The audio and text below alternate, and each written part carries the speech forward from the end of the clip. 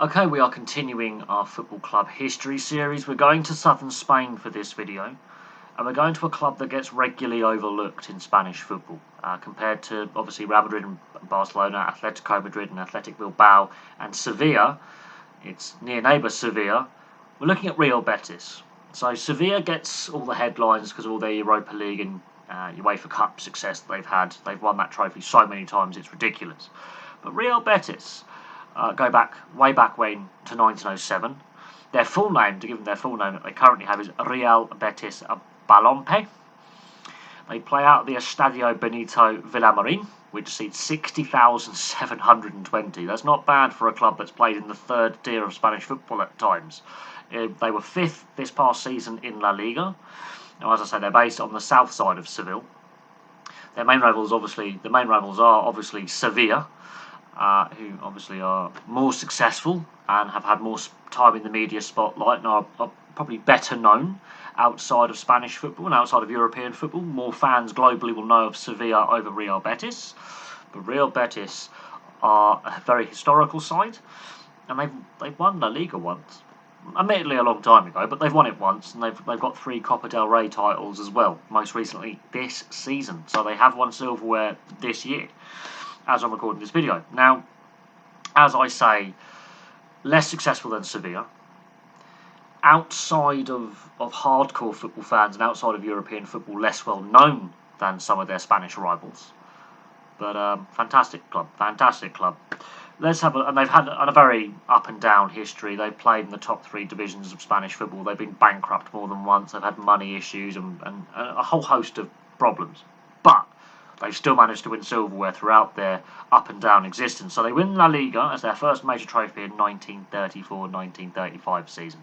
So just before the Spanish Civil War, they win the league title, and it's their only league title to date. But they're one of the few clubs to win La Liga. The Spanish league is less competitive on the league side of winning things than other leagues. The Copa del Rey is where it gets more competitive in Spanish football, and they've won it 3 times.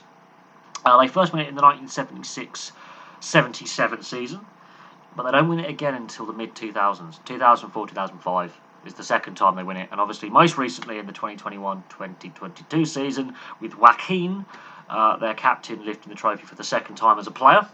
He obviously was there in the second time they won it, and he wins it again as a player in his 40th year. So there you go, Joaquin, 40. Will he continue one more season? He hasn't said he's going to retire yet, so Joaquin may decide to go one more season with Real Betis. That would be a fantastic achievement.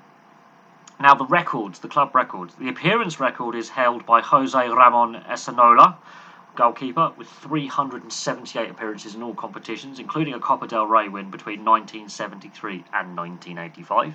He would go on to manage the club twice.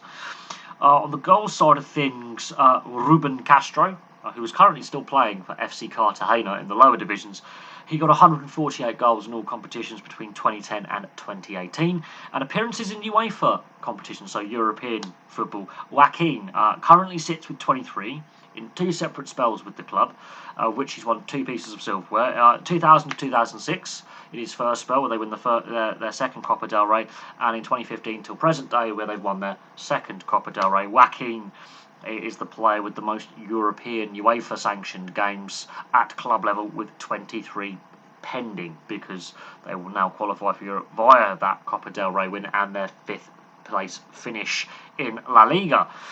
As I say, their biggest rivals are Sevilla, who play on the other side of the city.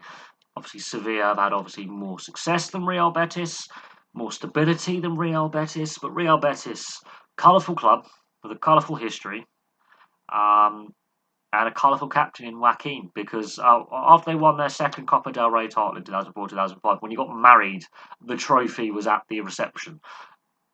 Yeah, that's weird. So there we go. There's a brief history of Real Betis. Hopefully they're more stable going forward, and hopefully more success can follow for this club. They've had some great managers manage them. They've had some great players play for them.